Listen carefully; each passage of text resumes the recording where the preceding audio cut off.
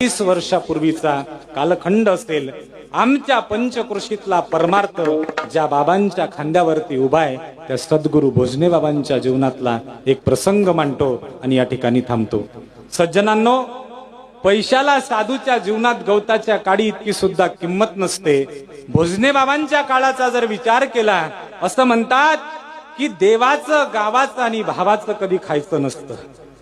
देवाचं, गावाचं आणि भावाचं कधी खायचं नसतं. पण देवाचं, गावाचं, भावाचं खाणारे अनेक लोक तुम्ही पण पाहिले असतील आणि मी पण पाहिले. पण मला सांगू द्या, या सगळ्या लोकांच्या पलीकडे जाऊन स्वतःची संपत्ती, स्वतःची सगळी इस्टेट बांधून, स्वतःची सगळी इस्टेट त्या ठिकाणी कवडी मोल मातीने त्या ठिकाणी विकून पांडुरंगाचं मंदिर बांधणारा जर कोणता महात्मा असेल तर ते म्हणजे आमचे सद्गुरू भोजने बाबा. स्वतःची संपत्ती विकली आणि पांडुरंगाचं मंदिर बांधलं. देवाचे खाणारे अनेक असतील, पण देवाचं मंदिर बांधणारा हा साधू असतो. आणि अशा साधूला खऱ्या अर्थानं